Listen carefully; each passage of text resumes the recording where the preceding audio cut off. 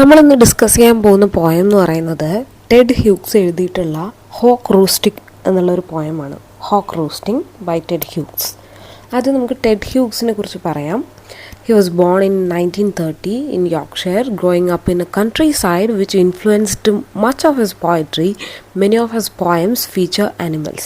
അതായത് 1930 യോർക്ക്ഷയർ എന്നുള്ള ഇംഗ്ലണ്ടിലെ ഒരു സ്ഥലത്താണ് അദ്ദേഹം ജനിക്കുന്നത്. കൺട്രി സൈഡിൽ ഗ്രാമപ്രദേശത്തായിരുന്നു അദ്ദേഹത്തിൻ്റെ ജീവിതം. അതുകൊണ്ട് തന്നെ പ്രകൃതി ഒരുപാട് അദ്ദേഹത്തിൻ്റെ പോയത്തിനെ ഇൻഫ്ലുവൻസ് ചെയ്തിട്ടുണ്ട്, അദ്ദേഹത്തിൻ്റെ പോയട്രി ഇൻഫ്ലുവൻസ് ചെയ്തിട്ടുണ്ടെന്നാണ് പറയുന്നത്. കാരണം അദ്ദേഹത്തിൻ്റെ പോയട്രി നമ്മൾ എടുത്തു നോക്കിക്കഴിഞ്ഞാൽ അതിൽ ആനിമൽസ് ആയിരിക്കും നമുക്ക് കൂടുതൽ കാണാൻ പറ്റുക. അദ്ദേഹത്തിൻ്റെ ഫേമസ് ആയിട്ടുള്ള മറ്റൊരു പോയമാണ് ക്രോ എന്ന് പറയുന്നത്. അതിൽ കാക്ക എന്നുള്ള ഒരു മിത്തിക്കൽ ക്യാരക്ടറായിട്ട് അത് വെച്ചുകൊണ്ട് സാമൂഹിക പ്രശ്നങ്ങളെ ഡിസ്കസ് ചെയ്യാണ് അദ്ദേഹം പോയത്തിൽ ചെയ്യുന്നത്. ഓക്കെ, ഇവിടെ നമ്മളൊരു ഹോക്കിനെയാണ് കാണുന്നത്. ഈ പോയത്തിനെ കുറിച്ച് പറയുകയാണെങ്കിൽ ഈ സ്റ്റേറ്റ്മെൻറ്റ് പോലെ തന്നെ ഹോക്ക് എന്ന് പറഞ്ഞാൽ കഴുകൻ അല്ലെങ്കിൽ പരുന്ത് എന്നുള്ള വളരെ ഫുഡ് ചെയിനിൽ ഏറ്റവും മുകളിൽ നിൽക്കുന്ന അല്ലേ, പുൽച്ചാടി പക്ഷി, അത് പിന്നെ എന്തായിട്ട് മാറും, പരുന്ത് എന്നുള്ള രീതിയിലേക്കാണ് ആ ഒരു ഫുഡ് ചെയിൻ പോവുക. അതിൽ ഏറ്റവും ടോപ്പിലുള്ള ഒരു ജീവിയാണ് ഇത് ഹോക്ക് എന്ന് പറയുന്നത്. ഓക്കെ, അപ്പോൾ ഈ ഹോക്കിലൂടെ പല കാര്യങ്ങളും അദ്ദേഹം നമ്മളോട് പറയാനാണ് ശ്രമിക്കുന്നത്. അദ്ദേഹം RAF ആയിട്ട് കേംബ്രിഡ്ജ് യൂണിവേഴ്സിറ്റിയിൽ സെർവ് ചെയ്തിട്ടുണ്ട്. അതുപോലെ തന്നെ അദ്ദേഹത്തിൻ്റെ ഭാര്യ എന്ന് പറയുന്നത് സിൽവിയ പ്ലാത്ത് ആണ്. നമുക്കറിയാം കൺഫെഷണൽ പോയട്രിയുടെ പ്രധാനപ്പെട്ട ഒരു വ്യക്തിത്വമാണ് സിൽവിയ പ്ലാത്ത് എന്ന് പറയുന്നത്. സിൽവിയ പ്ലാത്തിൻ്റെ ഹസ്ബൻഡാണ് ഇദ്ദേഹം. അതുപോലെ അവർക്ക് 2 കുട്ടികളുണ്ട്. പിന്നീട് ഇദ്ദേഹം അവരുടെ സൂയിസൈഡിന് കാരണമായി എന്നൊക്കെയാണ് പറയുന്നത്. പക്ഷേ ആക്ച്വലി ആണോ നമുക്കറിയില്ല. പിന്നെ spend much time after Sylvia Plath's death editing and publishing her work rather than his own writing. His final work was a collection of poems about his relationship with Plath. അതായത് സിൽവിയ പ്ലാത്തിൻ്റെ മരണത്തോടുകൂടി അദ്ദേഹത്തിൻ്റേതായുള്ള കവിതകൾ എഴുതുന്ന അദ്ദേഹം നിർത്തി. പകരം സിൽവിയ പ്ലാത്തിൻ്റെ കവിതകൾ edit ചെയ്യാനും അത് പബ്ലിഷ് ചെയ്യാനുമാണ് അദ്ദേഹം കൂടുതലായിട്ട് ശ്രമിച്ചത്. അദ്ദേഹത്തിൻ്റെ അവസാനത്തെ കളക്ഷൻ എന്ന് പറയുന്നത് സിൽവിയ പ്ലാത്തുമായുള്ള തൻ്റെ റിലേഷൻ എക്സ്പ്ലെയിൻ ചെയ്യുന്ന പോയംസ് ആണ്, അല്ലെങ്കിൽ റൈറ്റിങ്സ് ആണ് അദ്ദേഹം നടത്തിയിട്ടുള്ളത്. അദ്ദേഹം പോയറ്റ് ലൊറേറ്റ് ആയിരുന്നു 1984. അതുപോലെ തന്നെ അദ്ദേഹം 1998 ക്യാൻസർ ബാധിച്ച് മരിക്കുകയും ഉണ്ടായി. ഓക്കെ, ഇനി നമുക്ക് പോയത്തിലേക്ക് പോവുകയാണെങ്കിൽ ഈ പോയം എന്ന് പറയുന്നത് ഒരു റിഫ്ലക്റ്റീവ് പോയമാണ്, ഒരു ഇൻറ്റൻസ് പോയമാണ്. നമ്മൾ ഒരിക്കൽ വായിക്കുമ്പോൾ കിട്ടുന്ന മീനിങ് ആയിരിക്കില്ല അതിൻ്റെ ഇന്നർ മീനിങ് എന്ന് പറയുന്നത്. അതുപോലെ തന്നെ അദ്ദേഹത്തിൻ്റെ 1960 കളക്ഷൻ ആയിട്ടുള്ള ലുപ്പക്കല്ലാണ് ഈ ഒരു പോയം നമുക്ക് കാണാൻ വേണ്ടി പറ്റുക. ഓക്കെ, ഇതിൽ പവർ ഓഫ് നേച്ചർ, അതുപോലെ തന്നെ ഡോമിനൻസ്, അതുപോലെ tendency of an innate tendency in animal kingdom, ഇതൊക്കെ നമുക്ക് കാണാൻ വേണ്ടി സാധിക്കും. അതായത് പ്രകൃതിയിലും എന്തുണ്ട്, ഒരു പവർ സ്ട്രക്ചർ ഉണ്ട് അല്ലേ. അതിൽ ഇരയാവേണ്ട ആൾക്കാരും ഇരയെ ഭക്ഷിക്കുന്നവരായിട്ടുള്ള 2 വിഭാഗമുണ്ട്. മനുഷ്യരുടെ ഇടയിലുമുണ്ട് അല്ലേ. ഒന്ന് അധികാരം ഉള്ള ആൾക്കാരും അധികാരം പ്രയോഗിക്കപ്പെടുന്നത്, അല്ലെങ്കിൽ ആരിലാണോ അധികാരം പ്രയോഗിക്കുന്നത് അവർ. അങ്ങനെ എല്ലായിടത്തും എന്തുണ്ട്, ഒരു പവർ സ്ട്രക്ചർ ഉണ്ട്. അത് തന്നെയാണ് ഈ പോയത്തിൻ്റെ തീം എന്ന് പറയുന്നത്. ഓക്കെ, അതായത് ഒന്നിൻ്റെ മുകളിൽ മറ്റൊന്നിനുള്ള ഡോമിനൻസ്. ഓക്കെ, ഈ പോയത്തെക്കുറിച്ച് പറയുകയാണെങ്കിൽ the poem of mind usually, അദ്ദേഹത്തിൻ്റെ ഒരു ഇൻ്റർവ്യൂവിൽ പറഞ്ഞ കാര്യമാണ് ഇവിടെ കൊടുത്തിട്ടുള്ളത്. Usually cited for violence, the one about the hawk roosting, the drowsy hawk sitting in a wood and talking to itself. The bird is accused for being a fascist, the symbol of some horrible totalitarian genocidal dictator. Actually what I had in mind was that the hawk nature is thinking, simply nature, it's not simple, so simple, maybe because nature is so longer, so simple. അദ്ദേഹം പറയുന്നത് ഇദ്ദേഹം വലിയ ഒരു violence, ഇങ്ങനെയൊക്കെയാണ് ആളുകൾ ഈ പോയത്തെക്കുറിച്ച് വിചാരിക്കുന്നത്. ഞാൻ അങ്ങനെയൊന്നുമല്ല വിചാരിച്ച് എഴുതിയത്. പക്ഷേ ഒരു ഹോക്ക് മരത്തിലിരുന്നുകൊണ്ട് പറയുന്ന കാര്യങ്ങളാണ് ഈ പോയത്തിൽ പറയുന്നത്. പക്ഷേ അത് വായിക്കുമ്പോൾ നേച്ചറിലെ കാര്യമാണ്, പക്ഷെ ഇപ്പോൾ നമുക്ക് വളരെ നാച്ചുറലായിട്ട് തോന്നില്ല എന്നും കൂടി അദ്ദേഹം അതിൻ്റെ കൂടെ ചേർക്കുന്നു. ഓക്കെ, ഇനി ആ പോയത്തിലേക്ക് പോവാം. 4 വരികളുള്ള 6 സ്റ്റാൻസയാണുള്ളത്. ഓരോ സ്റ്റാൻസയായിട്ട് നമുക്ക് നോക്കാം. I sit in the top of the wood, my eyes closed. In action, no falsifying dream between my hooked head and hooked feet, or in sleep, rehearse perfect kills and eat. The convenience of the high trees, the air's buoyancy and sun's ray are of advantage to me, and the earth's face upward for my inspection. My feet are locked upon the rough bark. It took the whole of creation to produce my food. My each feather Now I hold creation in my foot, or fly up and revolve it all slowly. I kill where I please because it is all mine. There is no sophistry in my body. My manners are tearing of heads. The allotment of death for the one path of my flight is direct. Through the bones of living, no arguments assert my right. The sun is behind me. Nothing has changed since I began. My eye has permitted no change. I'm going to keep all things like this. ഇതാണ് ഈ ഒരു poem എന്ന് പറയുന്നത്. Okay, ഇതിൽ നമുക്ക് എന്താണ്, ഇതിൽ speaker എന്ന് പറയുന്നത് ഒരു ഹോക്കാണ്. ഓൾറെഡി പറഞ്ഞു, പരുന്താണ് അല്ലെങ്കിൽ കഴുകനാണ് ഇതിലെ ഒരു സ്പീക്കർ എന്ന് പറയുന്നത്. അത് മരത്തിലിരുന്നു കൊണ്ട് എന്ത് ചെയ്യാണ്, അത് അതിൻ്റെ കാര്യങ്ങൾ പറയാണ്. നമുക്കിതിനെ രണ്ട് രീതിയിൽ എന്ത് ചെയ്യാം, ഇൻ്റർപ്രറ്റ് ചെയ്യാം. നമുക്ക് പല രീതിയിൽ ചിന്തിക്കാം.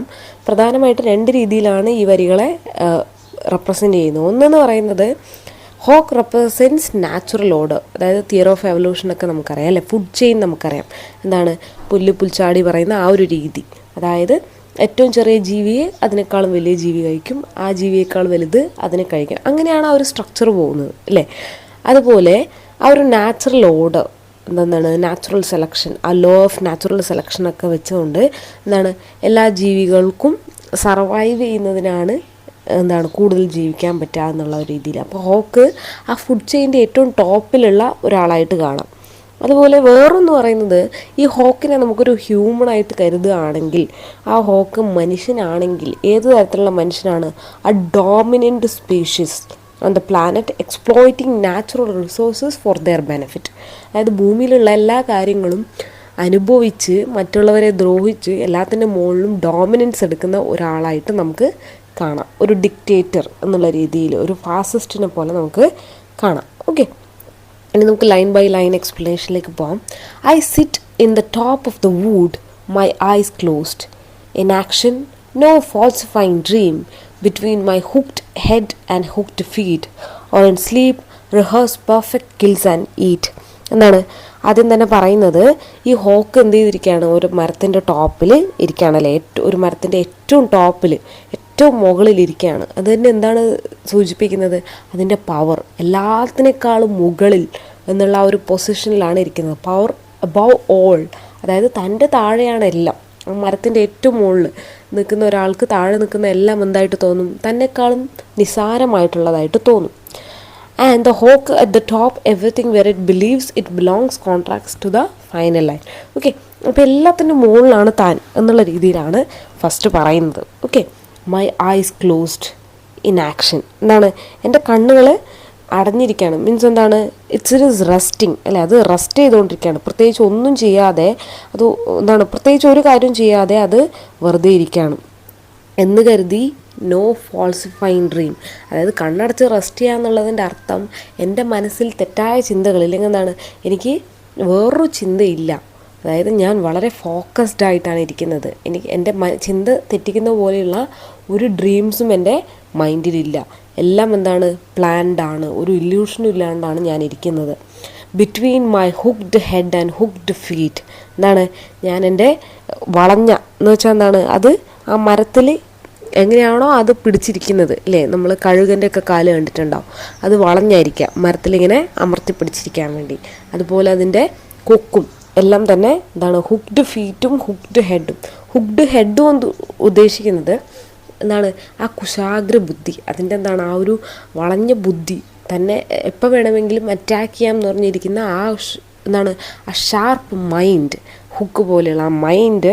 അതുപോലെ തന്നെ എല്ലാത്തിൻ്റെയും മുകളിൽ ആ പവർ കാണിക്കാൻ പറ്റുന്ന തൻ്റെ ആ വളഞ്ഞ കാലുകൾ, എന്താണ്, അതിൻ്റെ ഇടയിൽ എനിക്ക് വേറെ ഒരു ചിന്തയുമില്ല. അത്രയും എന്താണ്, പെർഫെക്റ്റായാണ് ഞാൻ ഇരിക്കുന്നത്.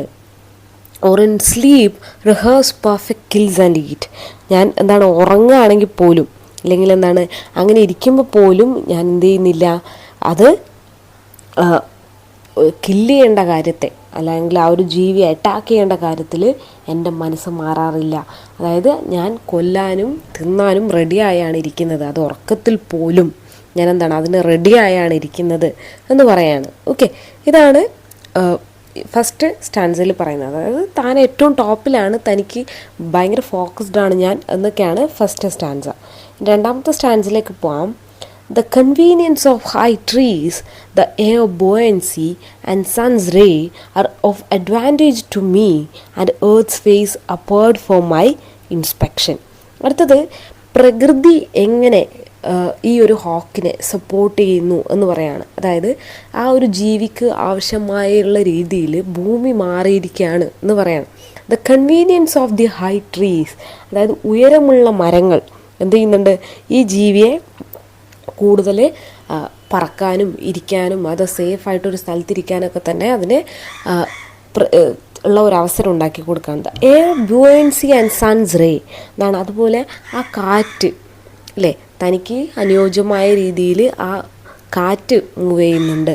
അതുപോലെ സൺസ് റേ, സൂര്യൻ്റെ പ്രകാശം are of advantage to me, ഇതൊക്കെ തന്നെ എന്താണ്, എനിക്ക് അഡ്വാൻറ്റേജാണ്, ഗുണമാണ്. കാരണം എന്താ, ഈ വലിയൊരു പ്രദേശം, ഒരു ടോൾ ട്രീയുടെ മുകളിൽ ഇരുന്നുകൊണ്ട് നമുക്ക് എന്ത് കാണാൻ പറ്റും, ഭൂമിയിലുള്ള എല്ലാ കാര്യങ്ങളും വളരെ കൃത്യമായിട്ട് കാണാൻ പറ്റില്ല. ഒരു ഹൈറ്റിൽ നിന്ന് നോക്കുമ്പോൾ തടസ്സങ്ങളില്ലാതെ നമുക്ക് എല്ലാ കാര്യങ്ങളും കാണാൻ വേണ്ടി സാധിക്കും. അതുപോലെ ഈ ഹോക്കിനും കാണാൻ സാധിക്കുന്നുണ്ട്. അത് മാത്രമല്ല, ഈ എയറും സണ്ണും ഒക്കെ തന്നെ എന്താണ്, അതിന് അഡ്വാൻറ്റേജ് ആണ്. കാരണം അതിന് ഈസി ആയിട്ട് ഫ്ലൈ ചെയ്യാൻ പറ്റുന്നു, ഒരുപാട് ദൂരം ഫ്ലൈ ചെയ്യാൻ പറ്റുന്നു. അതുപോലെ തന്നെ ചുറ്റുമുള്ള കാഴ്ചകളൊക്കെ തന്നെ കാണാൻ സാധിക്കുന്നു സൂര്യപ്രകാശം കൊണ്ട്.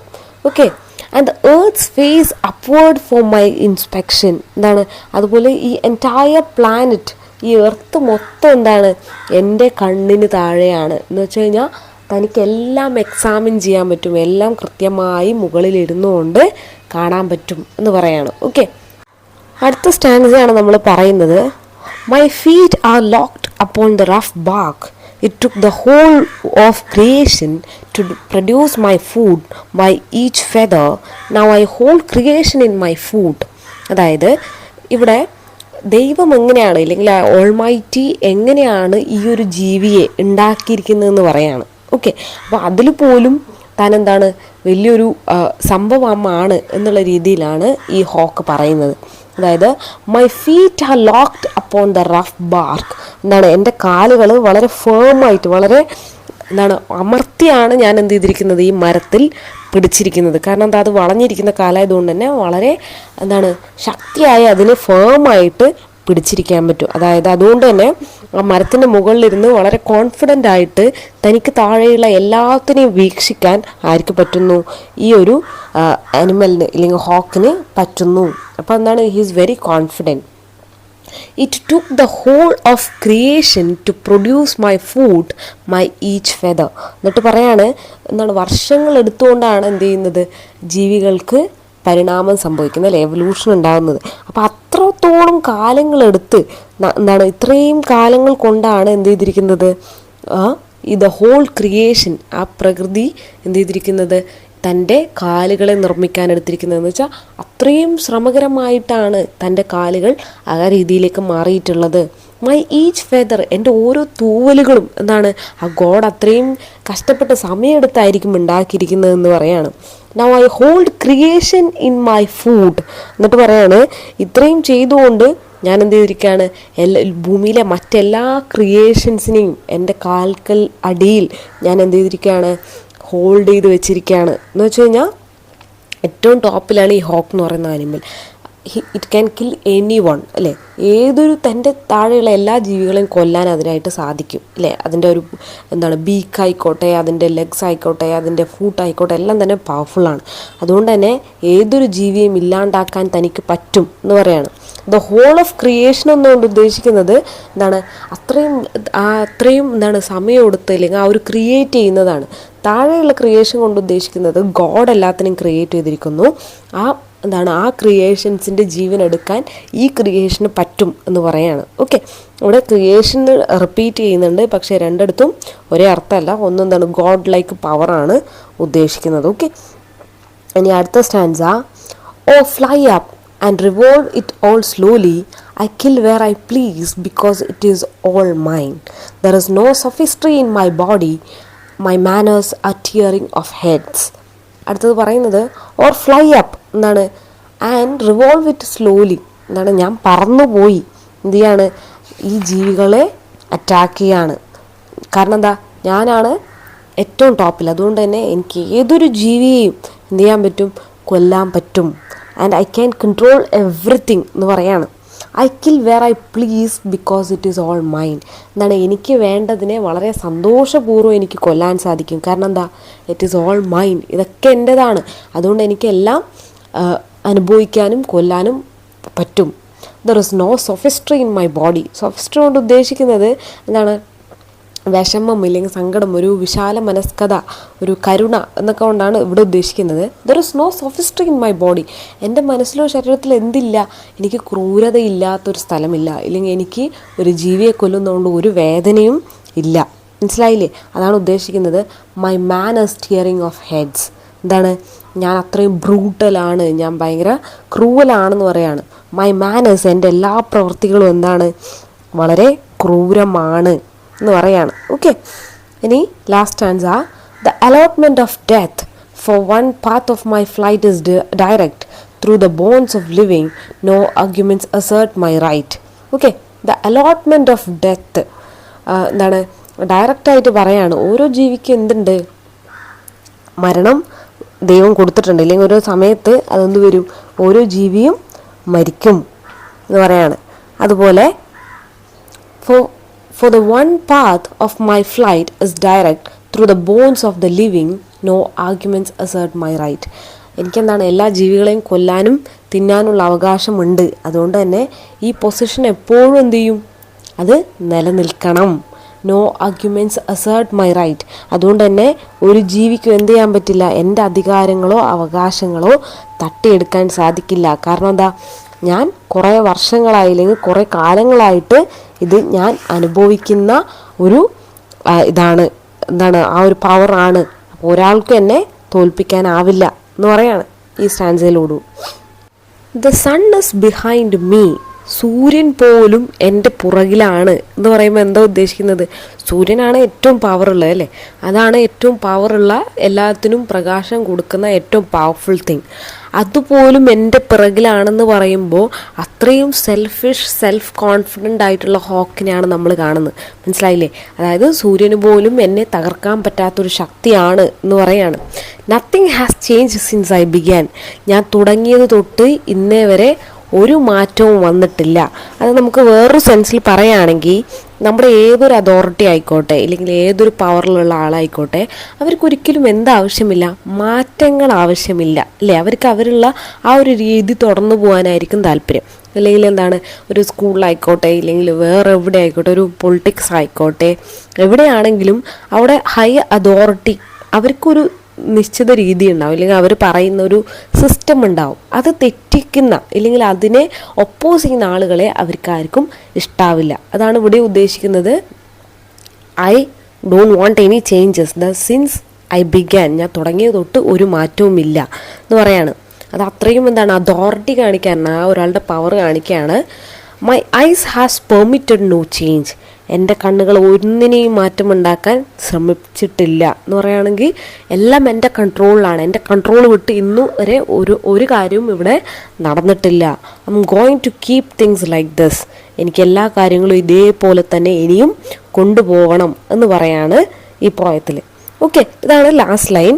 അപ്പോൾ ഈ പോയം എന്ന് പറയുന്നത് നമ്മൾ ഓൾറെഡി പറഞ്ഞു അല്ലേ, അതിൻ്റെ ഒരു രണ്ട് രീതിയിലുള്ള ഇൻറ്റർപ്രിട്ടേഷൻസ് നമ്മൾ പറഞ്ഞു.